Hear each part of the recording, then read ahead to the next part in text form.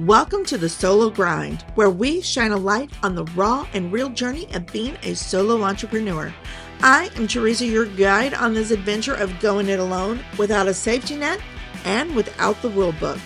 The grind is real, my friend, and so are the wins, the freedom, and the joy of building success on your own terms. I'm here to debunk the myths, share some laughs, and share what it takes to thrive as a go-getter, busy, doing it all entrepreneur. All right. Welcome back, everybody, to the Solo Grind. I am so very excited for today's episode because I have got with me my friend, my business coach, I don't know, we got a lot of titles between us here. Joining me, Nancy Ganzekaufer. She is one of the top business coaches in the interior design industry, and her no fluff, straightforward coaching style. Nancy helps interior designers break out of their comfort zone and tap into their full potential through one-on-one coaching and her signature group coaching program, the Profit Insiders Academy.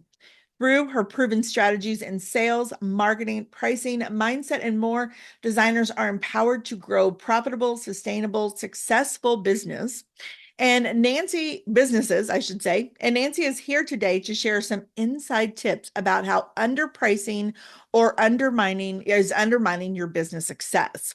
And I just want to say before I bring her in here, Nancy also does business coaching for any service-based entrepreneur. Like, she markets directly to interior designers, but she's been my business coach, and hands down, she is the best business coach that I have ever worked with.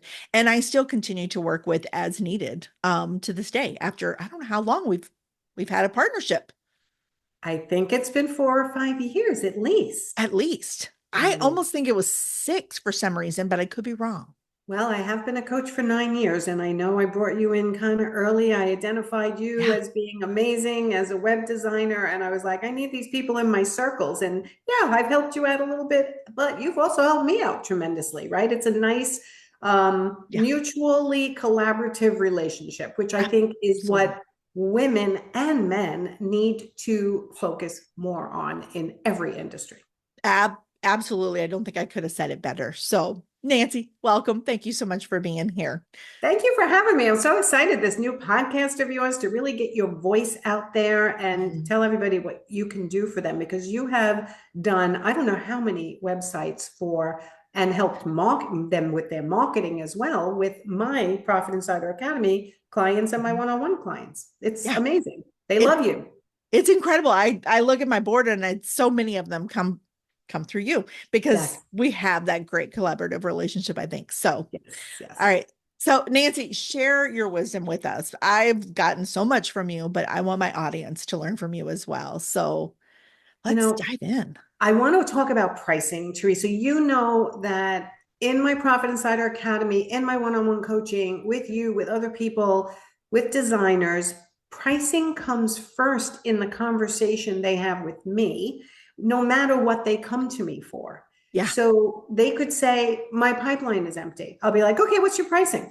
Right? Because you need money in your business to grow your business. And it's often what we're constantly chasing and never quite get enough money in our business and outside of our business to pay ourselves what we're actually worth for how hard we work in our businesses. It's always the biggest obstacle for everyone, this imposter syndrome, confidence. I'm new. I don't think I can charge as much. I'm still learning, so I can't charge as much. I'm in a certain area, so I can't charge as much. My mother-in-law told me I can never charge that much. I mean, whatever anybody says. When we're insecure, we cling to these insecure sentences that people deliver to us. So I always start out with pricing. Have your price proper to be able to attract the client you want, not everybody, so that you can serve them well without feeling flustered, overwhelmed, and rushed because you need more money, right? Yeah. And make sure you have the confidence to deliver that price and the deliverables for that price clearly and concisely to your client. If we can get that done in the first couple of sessions with me, it's almost smoother sailing after that, because now you're getting enough money in your business and you're closing the sales. Does this make sense? It's absolutely makes sense because I've lived this. I mean, that pricing piece, it is so difficult to price yourself. Like you said, there's a confidence issue there. There's the insecurities, there's the fear of location. I'm in the middle of nowhere, Midwest, literally in the middle of nowhere. My closest neighbor is like a mile and a half away. I look out my window and I see nothing but trees. Oh my And so, God. like, how do you build a business when you're in the middle of nowhere? How do you price this? How do you do this? It's terrifying, but you've got to build that confidence in your pricing. And that is what I think you have helped me with the most, probably. Yeah, I mean, you are not just worth the square you're sitting in at the moment you're working on the client, right? You need accountants, sometimes you need lawyers, you need systems and processes put into place. It costs money to run your business. It's not just about paying you. And then, of course, you got to pay the government and the taxes and everything else, all the licenses you need sometimes, depending on what business you are. You got to price yourself right from the beginning if you can. So if you've messed that up, there's no time like the present to change it. You don't have to wait for a January 1st, a Right. mid-year, a quarter end, anything. Like today's the day. Just like start your diet today, start your exercise today. You can start repricing yourself today, and that's going to help you move forward with some confidence and comfort and profitability. And I think that's important what you said here because I remember I was constantly pricing myself to gain experience. So I was like basically giving my services away. And when I I know. think about what I charged for my first websites, like I almost cry and then I laugh because it's easier. Right. But I was pricing myself to gain experience, but I wasn't thinking about the support that I was going to need in that. And even though I'm a solo entrepreneur and 95% of my business is all me, I still have somebody who does my state tax filing. I still have an Yes. accountant.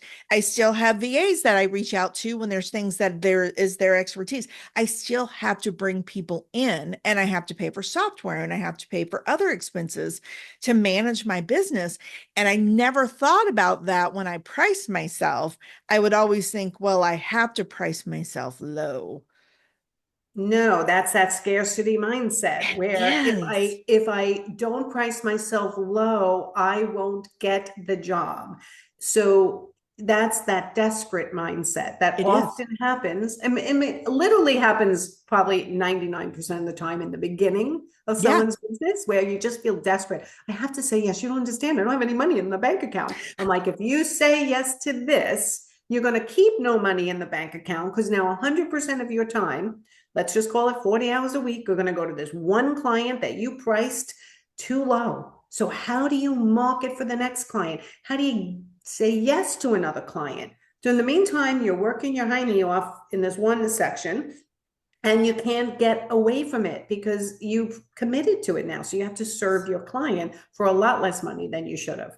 I mean, I have had designers come to me, and you may know this story already. $250 an hour. I'm a $250 an hour designer. I'm like, oh my God, that's wonderful. And then we start doing the profitability analysis of past jobs, and we realize you're not even close to $250 an hour. You should go work at Kohl's because you're afraid to go back and ask for more money, or you've undervalued your proposal because you were afraid the client was going to say no when you saw the number, right? We get this Mhm. all the time. We have a product called The Key, the designer's ultimate pricing tool.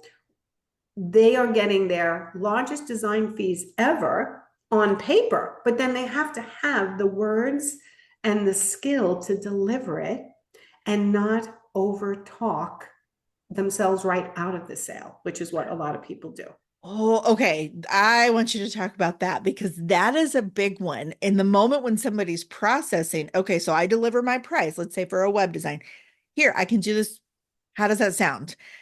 But then they're thinking, and then I remember this. I wanted to fill that silence because I was like, they're doubting me, so I have to fill the silence and talk them into this, whereas they're actually thinking about it, like little And legitimate thinking about it. So talk more about that because that's a big one that I think a lot of us do. my associate coach, Leslie Myrick, who's also a luxury interior designer, she laughs because when she teaches these sessions with me, she'll like, Nancy just tells you, just then deliver the price, turn the key in your mouth, throw it away. Do Yep. not keep talking. Okay. And I fall into this sometimes too, right? Because my group coaching is not, it's an investment for someone to invest in themselves, to grow their Sure. business and do it the right way. And when I deliver the price and tell them all the deliverables, what How does that sound? And I turn off my voice and I wait. And it's awkward sometimes and it's So scary. awkward sometimes. Okay. And designers, interior designers are often in front of their client, or other service providers are actually sitting in front where I'm on Zoom looking at Yeah. them or they're looking at me. Still awkward, but I just sit there and I just look at them and Mhm. let them think. The bottom line is transparency is, what am I getting for what price? And if the person is not happy with the price for what they're getting, then they need to reduce the amount of things they're getting. Yes. Less Yes. services, less product. If it's a whole house and their investment level, which is another word for budget, by the way, their Mhm. investment level's 50,000 and the designer's coming in going, there's no way you need 150, Right. then they need to reduce the scope of the job, not have the designer like, oh my God, I really need the job though, because I really need the pictures for my website and I need that testimonial and I need that. They're promising me referrals and they own a business that will bring me tons of business. What I always say, and you guys can't see me, but you're dangling a carrot in front of your face in order to get you to lower your price. Don't do it, because it Don't. sets up that relationship right in the beginning that you are negotiable and they will negotiate with you nonstop. So if they don't like Mhm. the price, they have to reduce the scope. Mhm. Period. End of Period. story. So deliver your price. We always say, do all the pretty stuff first. If you're an interior designer or anything service-based where you can show the pretty stuff first and get them Mhm. excited, and then say, okay, for everything we talked about during our consult, all Mhm. the deliverables, this will be the price and this will be the timeline. If they fall off their chair, you might just need to give them some time to think about it and Yeah. not start repeating yourself, which is what designers do. Like, oh, and did I tell you you also get this? And at this stage, you're also going to get that. And don't forget, my team is going to do that. No, just it's going to be $50,000 to do the following things that you asked us to do, plus the product, which we're estimating to be an Mhm. investment level of this. How does that sound? And then stop talking. Stop talking. That is so powerful. And I will say this, in the beginning, when I would be the one to reduce, like, okay, I know, like that's a little out of your pricing. Let me see if I can give you a better deal. And I would reduce without reducing the scope. Here's the thing, like you said, they know I'm negotiable. Yeah. They see that I lack confidence, whether Yep. they're acknowledging that or not. They see that I lack confidence. They try pushing every single button that they can. It becomes a miserable relationship. Hands down, it always has. There's never been a good one that came out of negotiating and dropping my price and trying to accommodate just for the sale. I start resenting the work and I'm miserable doing it, and I don't like what I'm doing. And I start thinking maybe I should become a dog walker or changing my career. And Exactly. in the end, I never have a product I want to show, and I never get a testimonial. So Yeah. we're dropping our prices to try and get the sale so we get the product to show off and the testimonial, and we don't get either one of them. No, because you just sold yourself into not your ideal client, Yeah, right? Someone who did not respect your price point right from the beginning, did not respect what you were going to do. But here's what I want to say. I shouldn't say it's not a lack of respect. Everyone has the right to question when they're paying for something. So let me make that absolutely. clear. Because a lot of designers will go on my business helpline, which all my clients get access to my cell phone through a Mhm. walkie-talkie app. They'll say the client's questioning and I can't believe it, and they get very upset. And I'm like, they're allowed to question. You're expensive. You're a luxury service. They're allowed to protect their money from their bank account, from their investments, whatever they want to Yeah. call it. All your job is to do is to answer their question. Mhm. So as you gain confidence in your price and your deliverables, that becomes no big deal. But in the beginning, when you're not confident, it feels very overwhelming every time anyone questions you. You get very defensive. Instead, just look at it like, yes, that's their job. They're the client. I'm the one charging them. Mhm. They're allowed to ask me anything they want about my pricing and my Mhm. deliverables. What they're not allowed to ask you is how you run your business behind the scenes. Right. Okay. Right. Because I'm And talking to that's you interior designers, like how much you paid for that sofa versus how much you're charging them. That's none of their business. It's how much you're charging them for what deliverables. And then Mhm. wait and let them process it, let them ask questions, respond to their question only. Don't try to fill in everything. Right. Okay, because a lot of people do this, Teresa. They try to tell my entire process. Let me explain to you my entire process. And you don't need to do that No. unless they've asked you to do that. Well, and even though I tried, especially like when I book a client and I say, here's the process, here's how it's going to go, I still keep that very upper level because they're barely going to remember past step one. And so I Exactly. let the process unfold as we work together and I tell them what they need to know in the moment. For me personally is how it works. But Perfect. you do start filling in that silence and it gets overwhelming and they get scared and it's uncomfortable it's even more uncomfortable than that moment of awkward pause. It is. And I'll even tell you when someone says, okay, let's do it, but you can see their anxiety. So you start talking then too, right? Don't. So it's like, No. all right, let's do it. It's a lot of money. My husband's not going to be happy or my wife's not going to be happy, but I'm ready to do it. Well, you can tell him or her, like, no, just say, awesome, let's get this done and go to the next step. Don't Mhm. try to resell it when they've said yes. Yes. Oh, and that is a big thing too. I mean, now when somebody says, let's do this, I'm like, great. I'm so excited to get started working with you. Exactly. Period. End of story. Right. And Done. here's the other thing I want to talk about is that what I just said, period, pause. When you're nervous, I'm a body language trainer as well. And Yeah. when people are nervous, the tone of their voice goes up higher and they talk a little faster sometimes. And they'll Mhm. fidget with their fingers or they'll fidget in their chair or they won't make eye contact. They're looking around because they're nervous when they deliver pricing and things like that.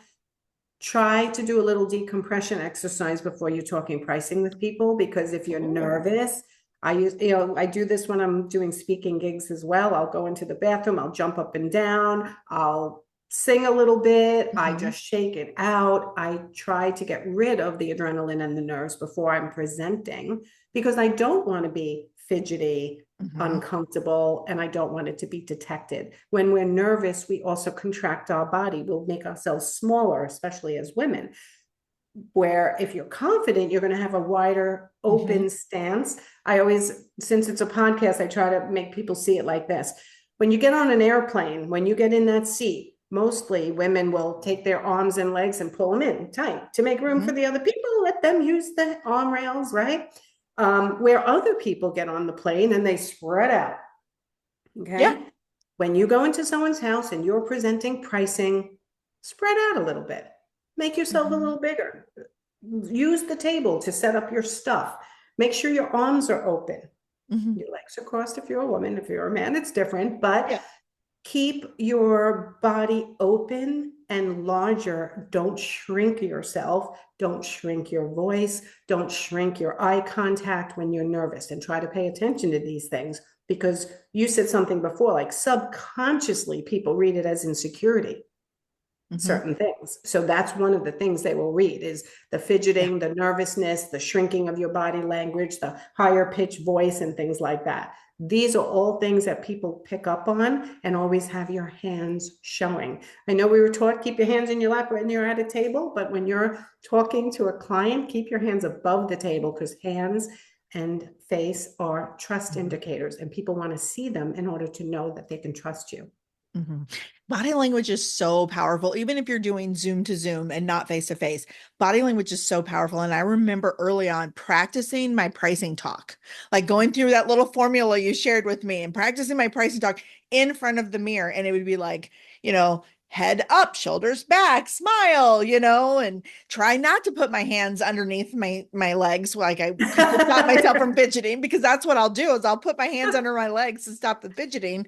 But I remember practicing that in front of the mirror because it gave me confidence to go into. And that would be my little decompression before I hopped on a sales call. I would go practice, Yes. and here's what I'm going to say and how I'm going to say it. And here's the formula and that I'm going to follow that Nancy shared with me. And it's going to be great and it's going to be awesome. And Right. But in that pump up already, I can hear your voice going up. oh, yeah, because I was anxious. Right. So what you want to do is take a really deep breath and blow it out.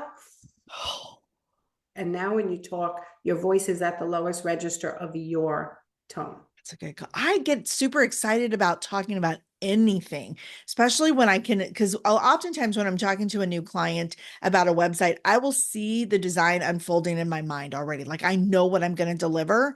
And I Yeah. get so excited that I probably naturally start to, I know I talk faster. I mean, And that's a that's just crazy something thing you to want to say. be aware of. And it's very Yeah. similar. You're a web designer. Interior designers are the same way. They get really excited when they go into someone's house and they start looking around at the ceiling. Oh Yes. my God, we could do coffered ceilings. We could do this on the walls. We can do this. And they get excited. Where your goal more is, yes, give your ideas, but try to keep your excitement at a little bit at bay, because you're not connecting eye contact or Mhm. physically with that client when your brain starts going all kinds of creative, right?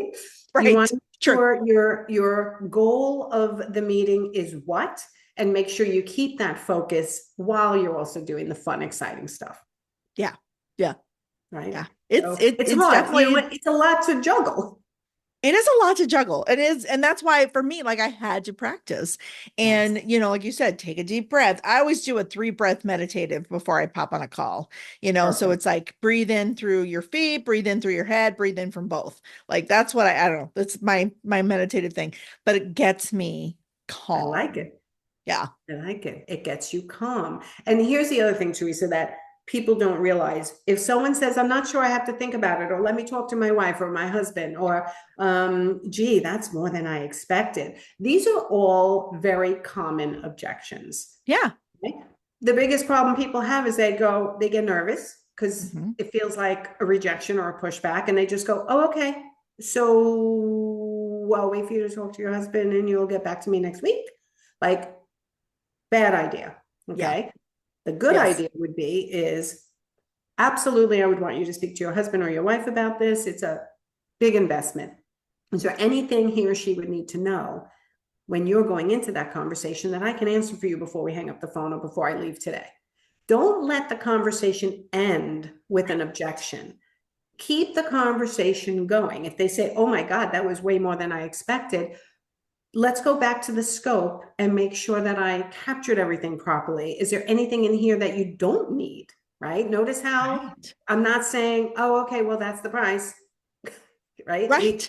So Right. there's techniques to kind of like extend the Mhm. conversation, keep it conversational and not salesy, but guide them to the conclusion you want them to have, which is to do business with you. To do business with you. Yeah. Absolutely. Yeah. And I do like that. Let's take a look and make sure I understood. I love how you said that. Understood that I understood you well. Yeah. Maybe there's a So I phase 2 to this project or something that we can look at exactly. later so that they're thinking of continuing to work with me, not just, I don't know if I want to do this. Correct. Would it be better for you to break it down in phases? Because I can picture this, again, going rolling out this way. You can save the sale often by just continuing the conversation and not just going, oh, okay, call you next week. And that's another tip I want to give. Don't ever just say, okay, I'll wait to hear from you or I'll call you next week. Look at your calendar, find a slot, a time slot, and say, you're going to speak to your husband about it this weekend? How about I call you Tuesday at 10 o'clock and we discuss it? This Yes, way, because specific. then they've got a deadline and they're more focused on doing what needs to be done to meet that Correct. need. Yeah. Correct. It's your leading the process.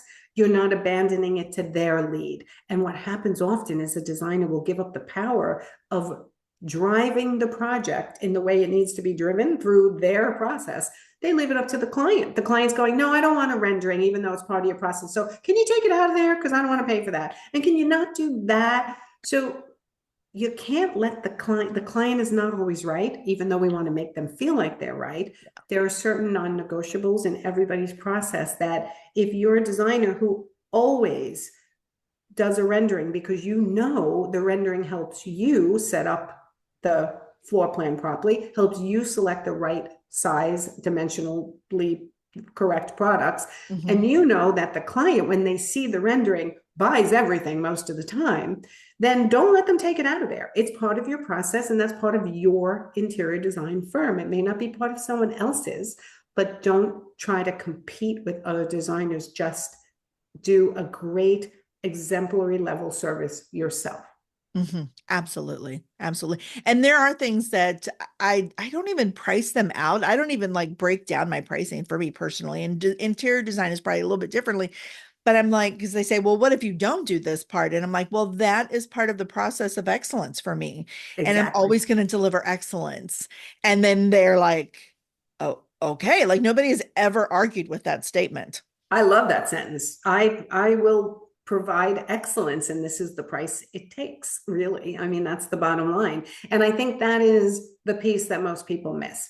They are strapped with time. They have too many clients. They're running themselves ragged. It all starts with that price. If you know you could have less clients and more money and deliver exemplary service, that's your goal, not to run yourself ragged with 25 small clients because you had Right. no choice, you had to take them because you need the money. Like that is Right. literally the worst place to be.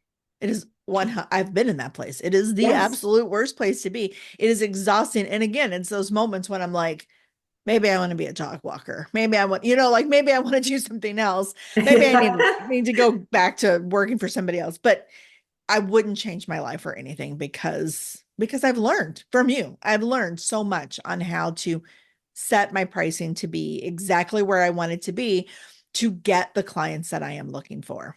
Yes, and you also have to know, and you know this already, Teresa, it's running a business is a series of ups and downs. There's some years my business does worse than other years. And other years we kill it and we're like, oh my God, we're gonna kill it every year after this. And then you're like, no, right? You have Right. to focus on the activities that work for your business. So in our business, my business as a coach, I have to always be extending my marketing net and find new people who don't Mhm. know about me in order to come into my world. Even though my world is pretty big, you always need new people coming into your You need. world.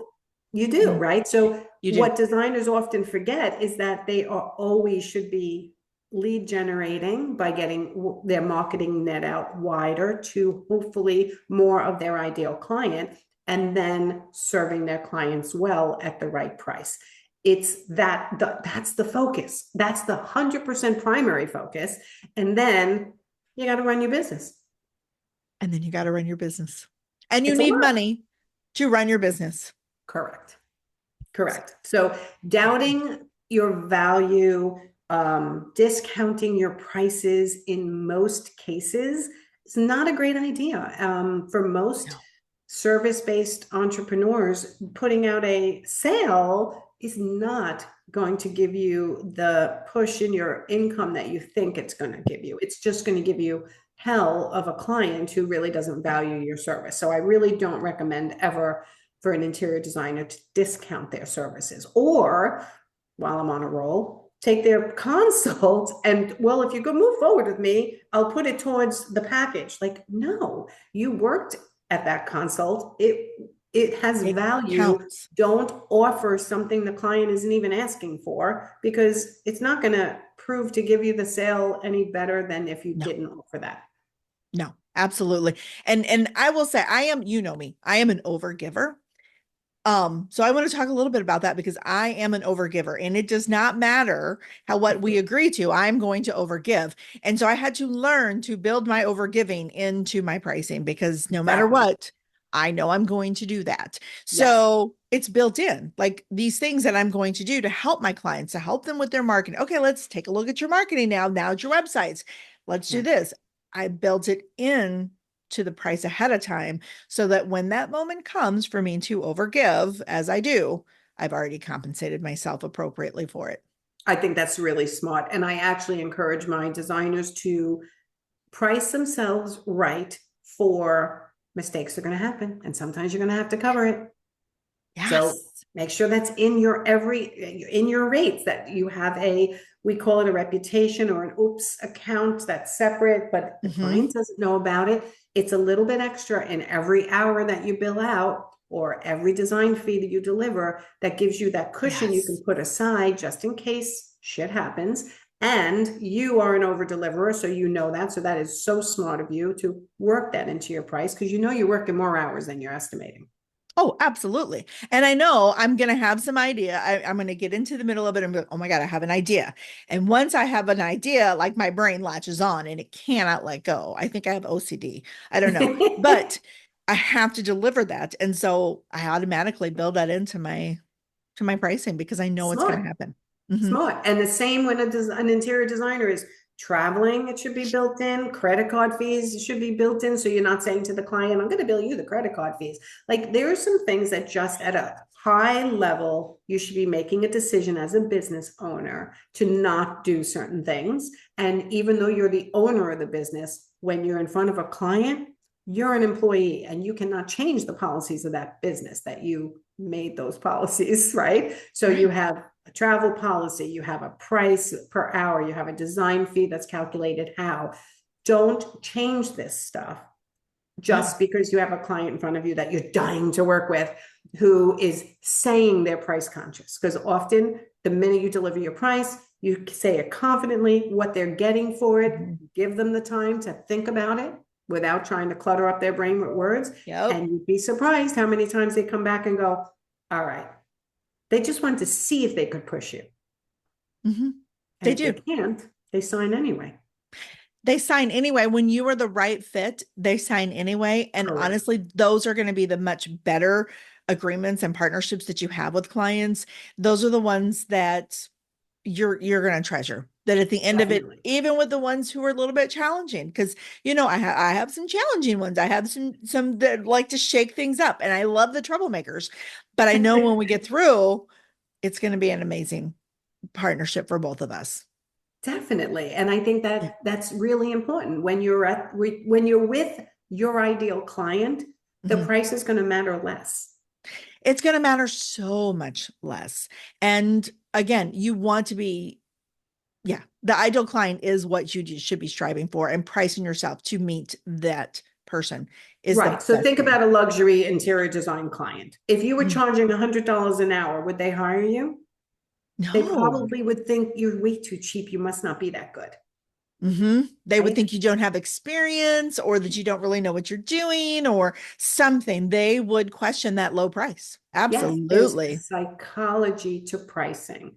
So it's Hmm. not, like I said before, not just about the square you're standing in when you're helping them. There's a psychology behind pricing that drives people insane. And there's a lot of people in this world who think if it's too cheap, it can't be good. So don't be too Absolutely. cheap because they'll think Hmm. you're no good. And if you're looking for, and also, I got to tell you, Teresa, you're really good at identifying who your ideal client is. Like, where in their business are they? Hmm. Where a lot of business owners shoot for, I only want the luxury clients, the luxury clients. Like, well, luxury clients are not that easy to work with, number one, Right. because they like to keep you a secret. So they often don't tell their friends and family. They Hmm. often don't want you taking pictures or sharing on social media. I have Yep. one celebrity designer in my group program, and her clients are unbelievable celebrities. She's not allowed to breathe a word of who they are Yeah. ever. So she can't even promote herself as being the designer to an actor that we all know. She has to keep it a secret. So she loves her job and she will keep doing it, but she also loves when she gets a client that's not that high and will share because then she can actually have assets for her website, her social Hmm. media, and testimonials, and be able to talk about the jobs that she does. So there's a catch 22. So be careful what you wish for. There, hands down, and that's something that you and I've learned with you together. You've learned this alongside of me of that. I was starting to shoot higher and higher and higher, and even like this past year, I was kind of shooting a little bit higher, and all of a sudden, I was out of my ideal clients. Yeah. And When you're some of not the happy working with them anymore, you know that maybe I thought I'd be happy working with this yes, type of client, but I'm not. but I'm not. And so in those moments, you make the best of what you can for your own personal reputation and to stand through. But Yes. remember, it's okay to price yourself where your clients are at in your dream clients, and being very clear on who they are is really powerful. And it's something I have worked very hard on because I don't want the super high end agency people and committees and all of that stuff, you know? Right. Yeah, Right, right. And you can also price yourself if there's certain business models you offer, but you really don't love them, but you'll take it. That could be priced a little higher because for you to do it, you're going to be happier if you're making more money doing it absolutely. rather than Absolutely. the regular rates, right? So Hmm. it's always changing is the only thing I can say. It's literally, I have brought people's rates down because they didn't have the guts to go back and ask for more, which means they were making less. But so let's lower your rate a little bit and teach you to have the guts to go back, and then we'll raise it up again. So I go up, down, and all around. Yeah. Mostly I'm raising people's prices, but occasionally, on a couple of occasions, I've actually lowered people's rates because their personality did not match the price they were trying to deliver. So they were Mhm. not having successful sales. You lowered mine one time because I was Oh, I starting did? I to, don't yeah, remember doing yeah. that. I was starting to reach for people that were not my ideal client. And you were like, I don't think this is where you should be. Oh, okay. See, I don't even remember. I just do it off the top of my head. It's like Yeah. sometimes it's a gut feeling for me. Hmm. And it's not based on what I would be willing to pay because I don't let my money story affect how Right. I coach people, right? Right. And my money story was when I was raised, going through my upgrades and my pricing over time. Like I started out coaching, people could get on my calendar for free for an Hmm. hour whenever they wanted to. And then I would try to sell them into a really low price. And I quickly realized I need to be able to run this business. I need technology. I need people, just like all of you who are listening. You need technology and you need people. Hmm. So you need to be able to charge your clients enough money to cover that, plus cover your life, your personal life. Pay So yourself. pay yourself first. I know Yes. people don't like to do that. And I get it. And there's been years that I haven't paid myself, but paying yourself as quickly as possible when you're upping a new business is really important for you to prioritize Yeah. properly. Otherwise, you're not going to want to be in business for very long if you're not getting No. money. No, absolutely. Absolutely. And I think it was the first year I coached with you was the first year that I actually started paying myself. Um, Yay. yeah. And it was a game changer because before that I was scrambling and living off of my savings and doing a side hustle with my old job, trying to make ends meet. And it was exhausting. It's exhausting. And you know what? A lot of Yeah. people do it, and I get it. And I've done it, and I've bartered. I do it. I've done it all. All the things Yeah. they tell you never to do, I've done them all. Right. Right. Sometimes they work and sometimes they don't. But it really is based on there's no cookie cutter approach to even an interior design business. Not everyone is the same. No. Not everyone is the same type of designer. They don't enjoy all the same things. Web designers are all Yeah. different. Some focus more on SEO, others focus more on the marketing, some focus on the copy more. You guys are all different too, just like Absolutely. coaches. So connecting with the person who's going to hire you is number one, Hmm. just being a person that they want to be around, and then pricing yourself in a way that allows you to do your job in a beautiful way, that they are being served well, that it's a great experience by the end. If you're undercharging, you're not going to be giving them a great experience because you're running yourself ragged, right? You And if can't you're deliver excellence when you're overcharging, exhausted. Yeah. you're exhausted. Yeah. And that's what's happening to most people. Oh, I have exciting news actually. We're coming out with um, it might be out by the time this comes out, a time management training based on your Myers-Briggs personality type. Oh, that is pretty exciting. Yeah, it's done. We just have to record it. Leslie and I are Okay. recording it, and we're going to be putting that out there because time and being overwhelmed is probably the number one complaint we get. And Yeah. it's often because they're not priced right, which brings us right back to pricing. But it's the starting point. The pricing is the starting point. And then you start to reveal some of their processes aren't correct, or they're taking too much time doing certain things, or they haven't Hmm. optimized their website to get the Hmm. appointments directly onto their calendar and then not this back and forth email thing. There is so much to do running a business that most people just jump in and go, I just want to be creative and do something I love. And they don't realize that running a business is actually a skill that they may have to learn. There's a lot of strategy to running a business and doing it successfully. And that's where those processes and things like that come into place. And again, it all goes back to pricing because you've got to price yourself right to get the right people to help you set up those processes or the right Yes. software to set up that process or however the case is. Correct. It all goes back to Correct. pricing. It's an endless battle, and I leave messages for my coaching clients. I have a broadcast channel where I'll just leave motivational things once in a while. And the other day I left a message like, "All right, guys, this is hard." Like, this is hard. Running a business is hard. Running Yeah. your personal life while you're running your business is hard. While your kids are sick, and while your parents need you, and while you need to go to the doctor, and your spouse is mad at you, or whatever. Like, there's so much, and then you have to go and smile and run your business. So you have to have a goal of having a very well-oiled machine in your business so that it can go up and down with your personal life and not fold. And not fold. And not fold. Great advice. Great advice. It's a Awesome. it's a journey. It is a journey. It is a journey. Nancy, this has been so incredibly insightful. I even learned something from you today. I always do. So Oh, let's tell my audience a little bit more about you. You've got your new Profit Insiders Academy coming up. yes. What do you want to share? Tell them how they can get in Okay, touch so with you. our Profit Insider Academy is a small group coaching program for interior designers. It's between 8 and 15 people, which with two coaches in there, me and my associate coach, Leslie Myrick. You can look her up on Instagram. She's also a working interior designer still. She coached with me 8 years ago and now works for me.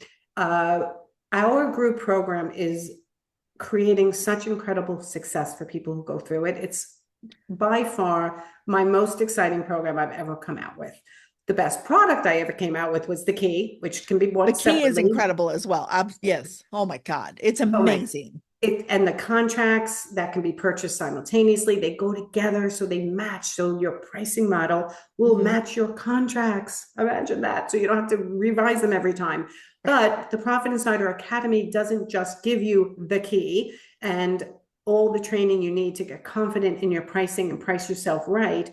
We also go through your mindset, your money story, your sales and marketing strategies. We put you into the Get It Done Club, which is a social media Mhm. club that you don't have to pay for. We pay for it for you if you're Yep. in my group. You provide them with a website audit, and Mhm. we have other sponsors that give them a search engine optimization audit, a social media audit, a copy audit.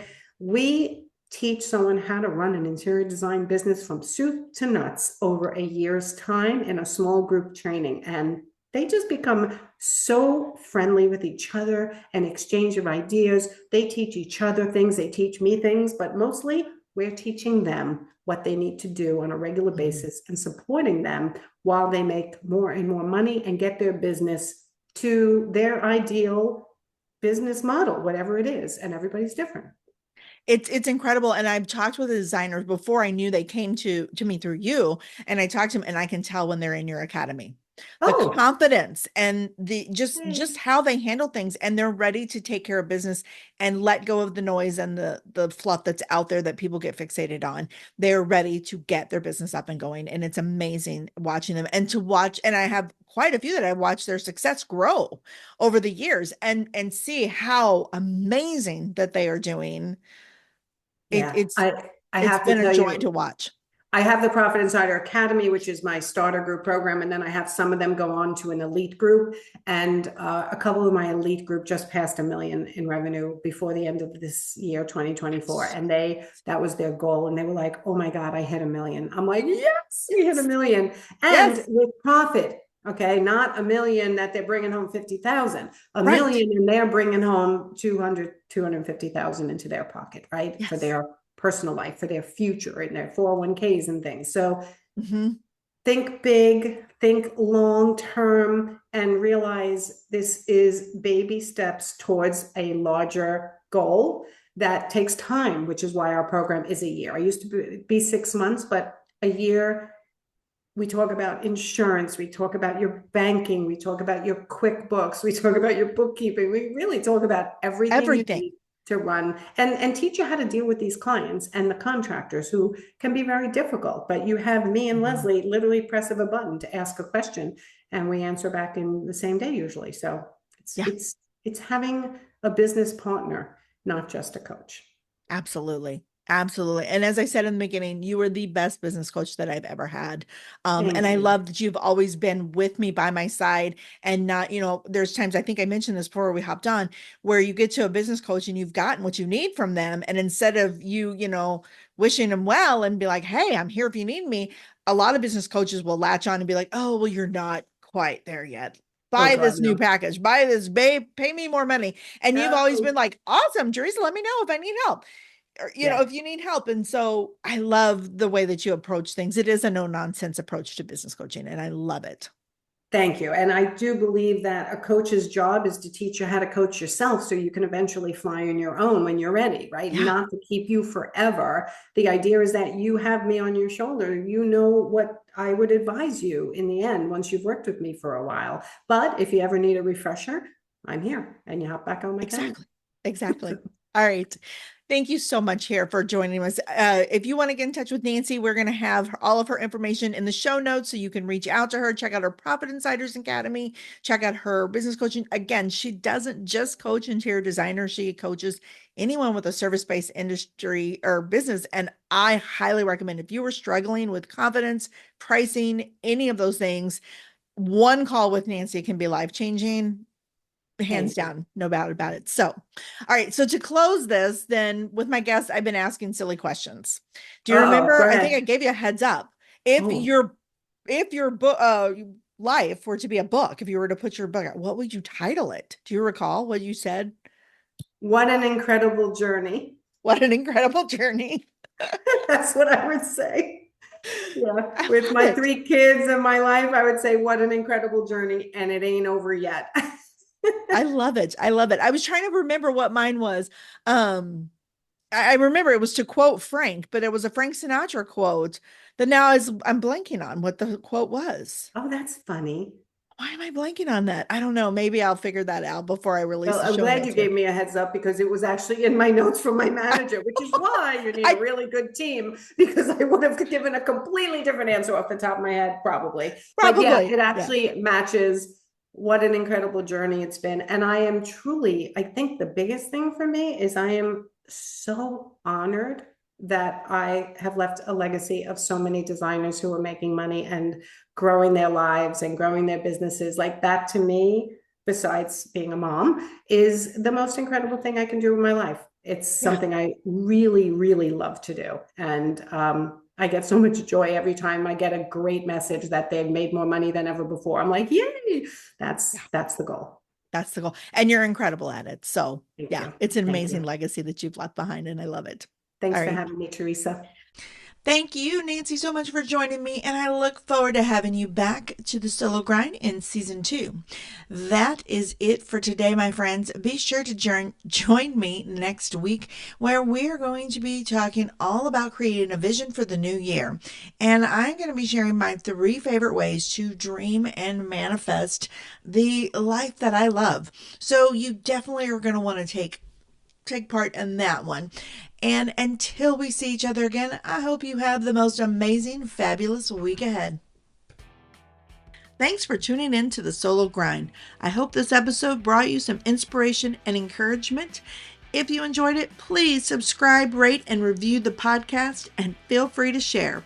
For more tips and insights, visit caffeinecreative.io to check out my blog or explore the Creative Vault, my free course library. You can also find me on Facebook and Instagram. I'd love to hear how this episode has helped you.